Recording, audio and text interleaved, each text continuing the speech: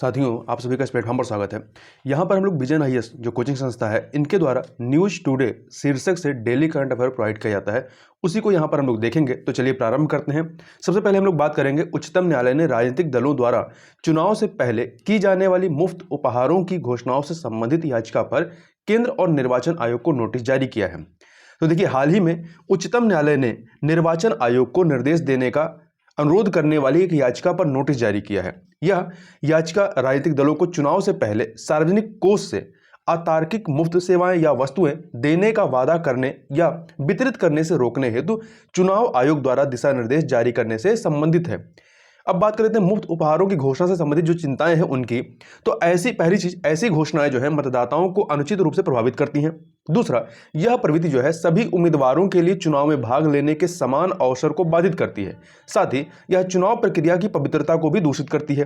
तीसरा पॉइंट, यह स्वतंत्र और निष्पक्ष चुनाव के सिद्धांत को कमजोर करती है। चौथा, इससे राज्यों पर अत्यधिक आर्थिक बोझ पड़ता है। तो ये कुछ चिंताएं हैं। इसके अतिरिक्त उच्चतम न्यायालय ने वर्ष 2013 में सुब्रमण्यम बालाजी बनाम तमिलनाडु राज्य मामले में स्पष्ट किया था कि चुनावी घोषणा पत्र में किए गए वादों को भ्रष्ट आचरण के रूप में नहीं माना जा सकता है। तब जब सत्ताधारी दल राज्य विधानसभा में विनियोग अधिनियम पारित करके उक्त उद्देश्य के लिए सार्वजनिक धन का उपयोग करता है, तो ऐसे मुफ्त वितरण को रोका नहीं जा सकता है। आगे देखते हैं, मुफ्त उपहारों का वितरण सभी लोगों को प्रभावित करता है। प्रस्तुत याचिका में निर्वाचन आयोग से दिशा निर्देश तैयार करने की मांग की गई है। साथ ही इसमें राजनीतिक दलों को नियंत्रित करने के लिए इस संबंध में विधायिका द्वारा एक अलग कानून पारित करने की आवश्यकता पर भी बल दिया गया है। निर्वाचन आयोग ने बालाजी मामले में निर्देशों को पहले ही लागू कर दिया है। ऐसा जो है आदर्श आचार संहिता के भाग 7 में चुनावी घोषणा पत्र को नियंत्रित करने वाले दिशा निर्देशों को शामिल करके किया गया है। इस संहिता का अनुपालन जो है वो आपका बाध्यकारी है। ये पॉइंट याद रखिएगा। आगे चलते हैं। यूरोपीय संघ ने वैश्विक स्तर पर डिजिटल अधिकार एवं सिद्धांत प्रस्तुत किए हैं। तो डिजिटल अधिकारों और सिद्धांतों की घोषणा यह स्थापित करती है कि जो ऑफलाइन अवैध है वह ऑनलाइन भी अवैध होना चाहिए। यह यूरोपीय संघ परिषद की डिजिटल सोसाइटी और मूल्य आधारित डिजिटल सरकार पर बर्लिन घोषणा, कौन सी घोषणा? बर्लिन घोषणा का विस्तार है। तो ध्यान रखिए कि बर्लिन घोषणा किससे संबंधित है? डिजिटल सोसाइटी और मूल्य आधारित डिजिटल सरकार पर। इसका महत्व क्या है? पहला, ये अधिकार एवं सिद्धांत लोगों के अधिकारों की रक्षा करेंगे, लोकतंत्र का समर्थन करेंगे तथा एक निष्पक्ष एवं सुरक्षित ऑनलाइन तंत्र सुनिश्चित करेंगे। दूसरा, ये नई तकनीकों से निपटने के दौरान नीति निर्माताओं और कंपनियों के लिए एक मार्गदर्शक के रूप में कार्य करेंगे। तीसरा पॉइंट, विश्व के देशों के लिए एक मानक के रूप में कार्य करेंगे। प्रमुख सिद्धांत कौन से हैं उनकी यदि बात कर लें तो लोगों को डिजिटल परिवर्तन के केंद्र में रखना, अर्थात तकनीकों को लोकतांत्रिक मूल्यों का सम्मान करना चाहिए। दूसरा, एकजुटता और समावेशन, अर्थात डिजिटलीकरण से सभी को लाभ मिलना चाहिए। तीसरा, लोगों को ऑनलाइन रूप से अपने स्वयं के सूचित विकल्प बनाने में मदद करने के लिए चुनने की स्वतंत्रता होनी चाहिए। चौथा पॉइंट, एक स्वस्थ व जीवंत लोकतांत्रिक वाद विवाद के लिए खुले ऑनलाइन परिवेश को बढ़ावा देकर डिजिटल पब्लिक स्पेस में भागीदारी को संभव बनाना। पांचवा पॉइंट है सुरक्षा, बचाव और सशक्तिकरण, जिसमें सुरक्षित डिजिटल तकनीकों के उपयोग का अधिकार एवं निजता की रक्षा शामिल है। छठा पॉइंट है हरित संक्रमण लक्ष्यों, ग्रीन ट्रांजिशन गोल्स को प्राप्त करने के लिए हरित डिजिटल प्रौद्योगिकियां। अब हम लोग बात कर लेते हैं डिजिटल अधिकारों की रक्षा के लिए भारत द्वारा उठाए गए कदमों की। तो इसमें 3 महत्वपूर्ण है। पहला है व्यक्तिगत डेटा संरक्षण विधेयक 2019। दूसरा, सूचना प्रौद्योगिकी मध्यवर्ती दिशा निर्देश और डिजिटल मीडिया आचार संहिता अधिनियम 2021। तीसरा है जो सबसे पहले आया था आपका सूचना प्रौद्योगिकी अधिनियम 2000। आगे चलते हैं, आगे बात कर लेते हैं। उच्चतम न्यायालय ने गैर सरकारी संगठनों जो एनजीओ हैं इनके एफसीआरए लाइसेंस की वैधता बढ़ाने से संबंधित याचिका में अंतरिम राहत देना अस्वीकार कर दिया है। एफसीआरए अर्थात विदेशी अंशदान विनियमन अधिनियम। तो देखिए, सुप्रीम कोर्ट ने 6000 एनजीओ के रद्द किए गए विदेशी अंशदान विनियमन अधिनियम FCRA foreign contribution regulation rules licence का विस्तार करना अस्वीकार कर दिया है। इन एनजीओ ने विदेशी धन प्राप्त करने के लिए निर्धारित मानदंडों का पालन नहीं किया था। अब एफसीआरए की बात करें, एफसीआरए विदेशी अंशदान विनियमन अधिनियम की, तो यह गैर सरकारी संगठनों को केंद्रीय गृह मंत्रालय से लाइसेंस प्राप्त करना अनिवार्य बनाता है। यह लाइसेंस उन्हें विदेशी धन प्राप्त करने का अधिकार प्रदान करता है। FCRA foreign contribution regulation rules जो है ये इसको आपातकाल के दौरान वर्ष 1976 में, याद रखिएगा डेट, मतलब सन याद रखिएगा 1976 में लागू किया गया था। यह व्यक्तियों और संगठनों को प्राप्त होने वाले विदेशी दान को विनियमित करता है ताकि वह एक संप्रभु लोकतांत्रिक गणराज्य के मूल्यों के अनुरूप कार्य कर सकें। इसे वर्ष 2010 में संशोधित किया गया था। इस संशोधन का उद्देश्य विदेशी धन के उपयोग पर कानून को मजबूत बनाना और राष्ट्रीय हित के लिए हानिकारक किसी भी गतिविधि हेतु उस धन के उपयोग को प्रतिबंधित करना था। दूसरा पॉइंट है वर्ष 2020 में कानून को पुनः संशोधित किया गया। इससे सरकार को गैर सरकारी संगठनों द्वारा विदेशी धन की प्राप्ति और उपयोग पर सख्त नियंत्रण एवं जांच का अधिकार प्राप्त हुआ। अब ये जो 2020 में एफसीआरए में नए नियमों को जो बदला गया है या जो नए नियम बनाए गए हैं उनको यदि एक बार यहां पर देख लेते हैं हम लोग, तो देखिए क्या परिवर्तन किए गए हैं। पहला कि सार्वजनिक क्षेत्र के कर्मचारियों द्वारा विदेशी योगदान प्राप्त करने पर रोक है। दूसरा, एफसीआरए के तहत प्राप्त धन का अन्य व्यक्तियों या संगठनों को हस्तांतरण करने पर रोक है। तीसरा, प्रशासनिक खर्चों में एफसीआरए फंड का अब केवल 20% ही उपयोग किया जा सकता है, पहले यह 50% था। चौथा पॉइंट, संगठनों के सभी पदाधिकारियों, निदेशकों या प्रमुख अधिकारियों के लिए आधार नंबर उपलब्ध कराना अनिवार्य कर दिया गया है। आपका पांचवा पॉइंट है सरकार के पास अब गैर सरकारी संगठनों अर्थात एनजीओ के एफसीआरए पंजीकरण को 180 दिनों से अधिक समय के लिए निलंबित करने की शक्ति है। तो महत्वपूर्ण पॉइंट है 180 दिनों से अधिक समय के लिए निलंबित करने की शक्ति है। छठा पॉइंट है यदि 5 वर्ष की अवधि के बाद पंजीकरण का नवीनीकरण करवाया जाता है तो भी नए आवेदक की भांति उनकी जांच की जाएगी। अगला पॉइंट है एफसीआरए के लिए नामित खाता अनिवार्य रूप से भारतीय स्टेट बैंक अर्थात एसबीआई की दिल्ली शाखा में ही खुलवाना होगा और गैर लाभकारी संस्थाओं के लिए एफसीआरए प्रमाण पत्र के स्वैच्छिक समर्पण का विकल्प उपलब्ध होगा। यहां पे आगे देखें तो देखिए, हालांकि उच्चतम न्यायालय को अभी एफसीआरए में संशोधन जो किए गए हैं इनको चुनौती देने वाली याचिकाओं पर निर्णय देना है। इन याचिकाओं में विदेशी धन के हस्तांतरण पर रोक लगाना, पूर्व अनुमोदन और पंजीकरण के लिए पहचान के रूप में आधार को आवश्यक बनाना तथा नई दिल्ली की एसबीआई शाखा में ही विशेष रूप से एफसीआरए का प्राथमिक खाता खोलना अनिवार्य करना आदि प्रावधानों को चुनौतियां दी गई हैं, जिनकी हम लोग अभी चर्चा किए हैं। आगे बात कर लेते हैं भारतीय अंतरिक्ष अनुसंधान संगठन इसरो का लघु उपग्रह प्रक्षेपण यान स्मॉल सैटेलाइट लॉन्च व्हीकल्स, यह शॉर्ट में एसएसएलवी कहते हैं, अप्रैल में अपनी पहली उड़ान भरेगा। तो देखिए लघु उपग्रह एसएसएलवी D1, ध्यान रखिएगा नाम इसका एसएसएलवी D1 माइक्रोसेट को अप्रैल 2022 में प्रक्षेपित करना निर्धारित किया गया है। हालांकि इसे जुलाई 2019 में प्रक्षेपित किया जाना था, किंतु कुछ तकनीकी कारकों और कोविड-19 वैश्विक महामारी कारण इस परियोजना में देरी हुई है। एसएसएलवी के बारे में बात करें तो इसे लॉन्च ऑन डिमांड आवश्यकताओं को पूरा करने के लिए डिजाइन किया गया है। यह एक 3 चरण वाला, ध्यान रखिएगा, यह एक 3 चरण वाला संपूर्ण ठोस ईंधन आधारित प्रक्षेपण यान है।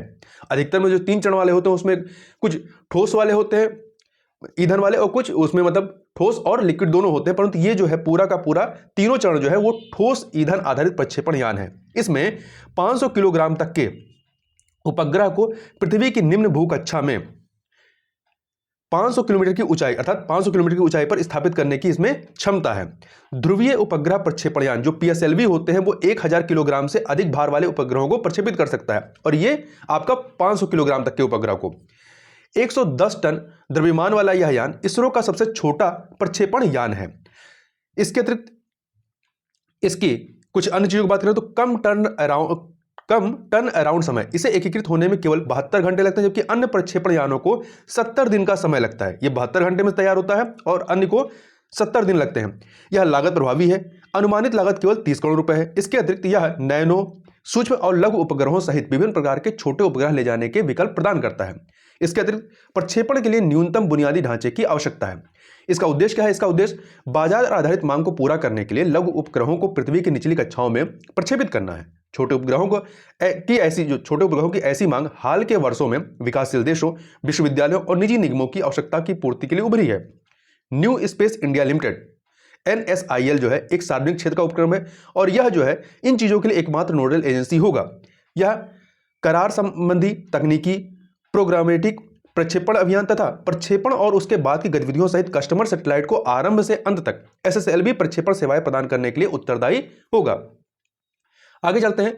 केंद्रीय सतर्कता आयोग CBC ने सत्यनिष्ठा संधि अर्थात इंटीग्रिटी पैक्ट के कार्यान्वयन के लिए मानक संचालन प्रक्रिया में संशोधन किया है। तो देखिए पहले इस संधि के बारे में देखें। सत्यनिष्ठा संधि या इंटीग्रिटी पैक्ट ये संभावित विक्रेताओं या बोलीदाताओं और खरीदारों के बीच एक समझौते की परिकल्पना करती है। यह समझौता दोनों पक्षों के व्यक्तियों और अधिकारियों को किए गए ठेके के किसी भी भाग या चरण में किसी भी भ्रष्ट व्यवहार या विकल्प का उपयोग नहीं करने के लिए प्रतिबद्ध करता है। इसे संगठन द्वारा नियुक्त स्वतंत्र बाहरी निरीक्षकों अर्थात इंडिपेंडेंट एक्सटर्नल मॉनिटर्स आईईएम के एक पैनल के माध्यम से क्रियान्वित या कार्यान्वित किया जाता है। सभी आईईएम इंडिपेंडेंट एक्सटर्नल मॉनिटर्स मुख्य सतर्कता अधिकारियों को अर्थात सीबीओ को रिपोर्ट करते हैं।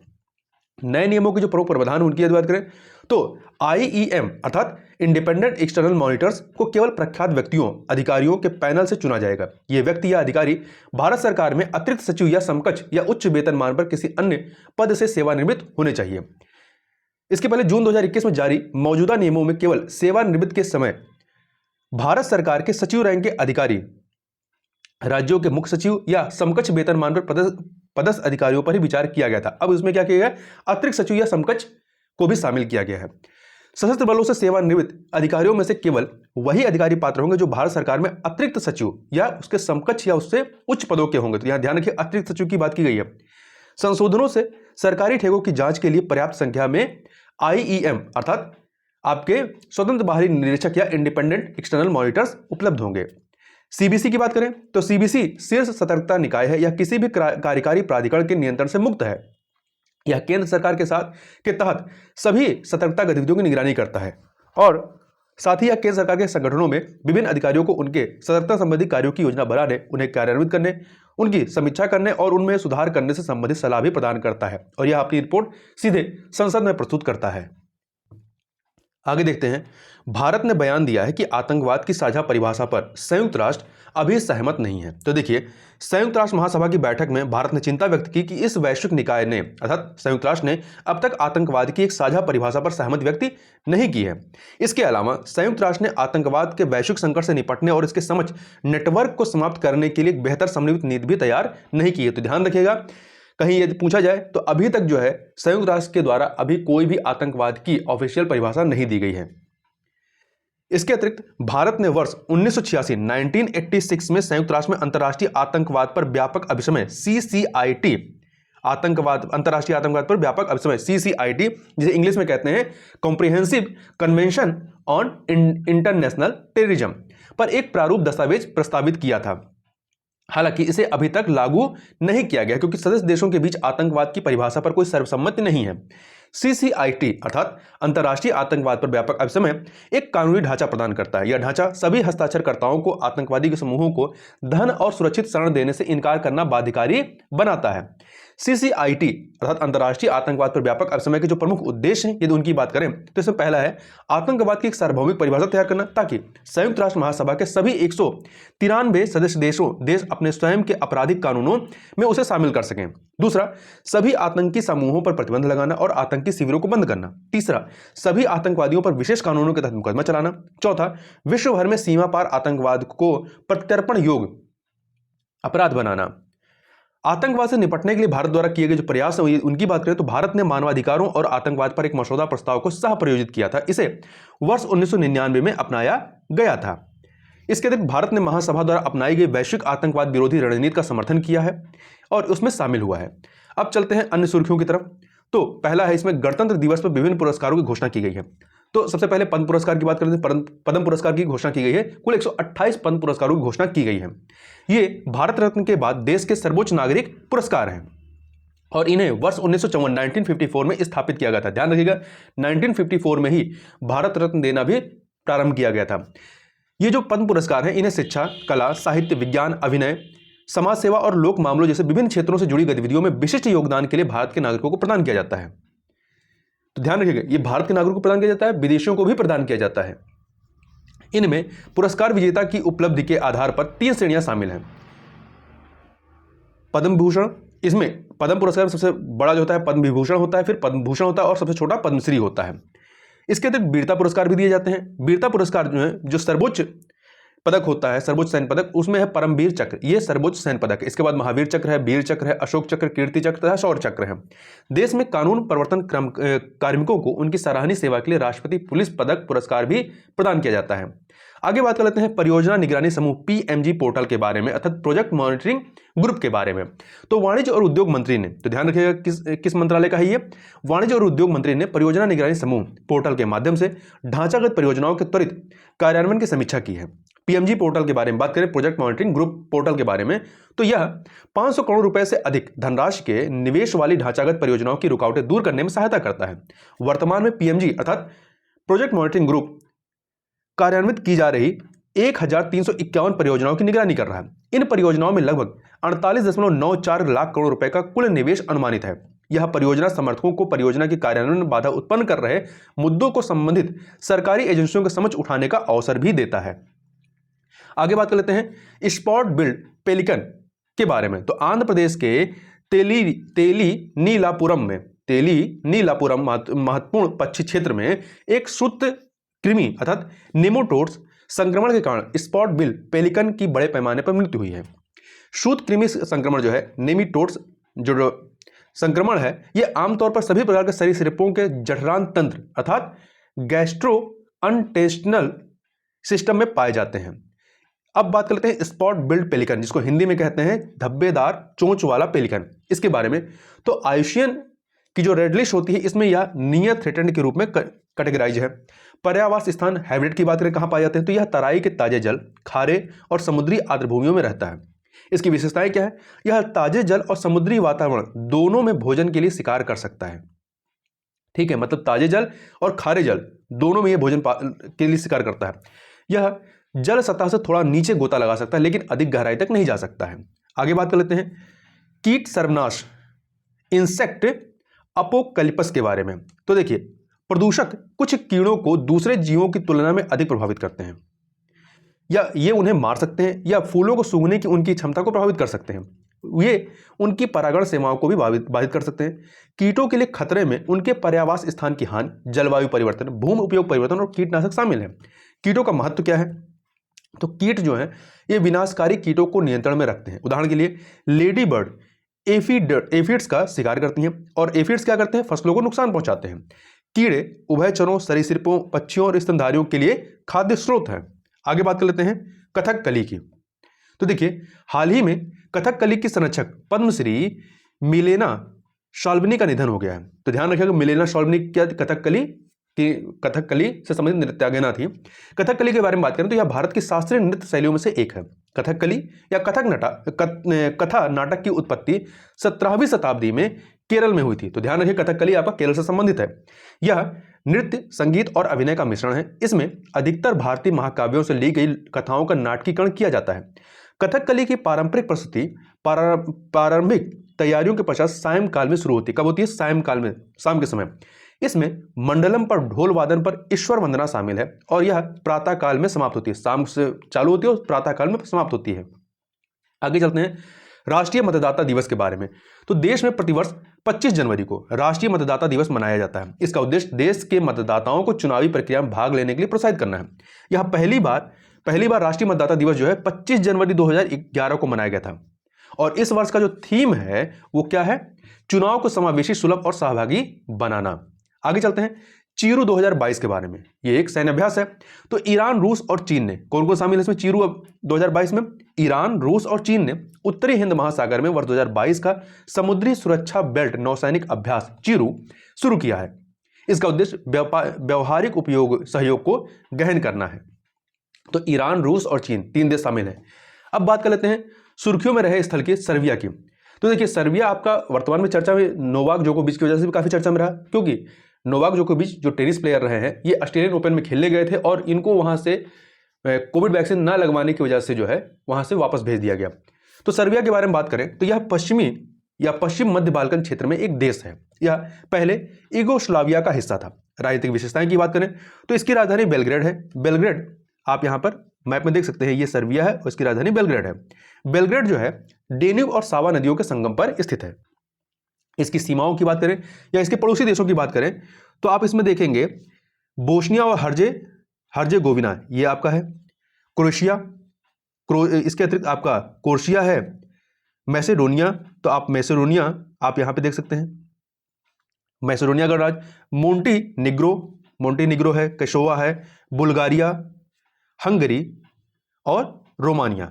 ठीक है, इनसे ये अपनी सीमा साझा करता है। भौगोलिक विशेषताओं की बात करें तो महत्वपूर्ण पर्वत श्रृंखलाओं में डिनारिक आल्प्स, कार्पेथियन और रोडोप पर्वत श्रेणियां शामिल हैं।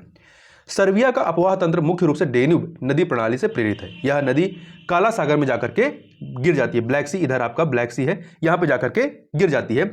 तीसरा नदी जो है वो डेन्यूब की सबसे महत्वपूर्ण सहायक नदियों में से एक है।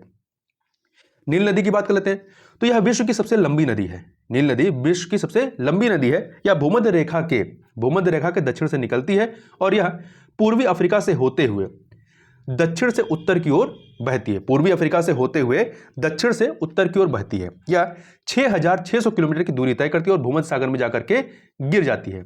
यहां ऊपर आपका भूमध्य सागर है, यहां पे जाकर के गिर जाती है। इसकी 3 मुख्य सहायक नदियां हैं, श्वेत नदी, श्वेत नील, नीली नील और अटबारा। श्वेत नील जो है अफ्रीका की सबसे बड़ी नदी विक्टोरिया झील से निकलती है और यह युगांडा, केन्या और तंजानिया देशों की सीमाओं को स्पर्श करती है, जो विक्टोरिया झील है। नीली नील का स्रोत जो है इथोपिया में टाना झील है। ध्यान रखिएगा, नीली नील टाना झील से निकलती है और श्वेत नील जो है वो विक्टोरिया झील से निकलती है। तो इस वीडियो में बस इतना ही, मिलते हैं नेक्स्ट वीडियो में, तब तक के लिए बहुत बहुत धन्यवाद।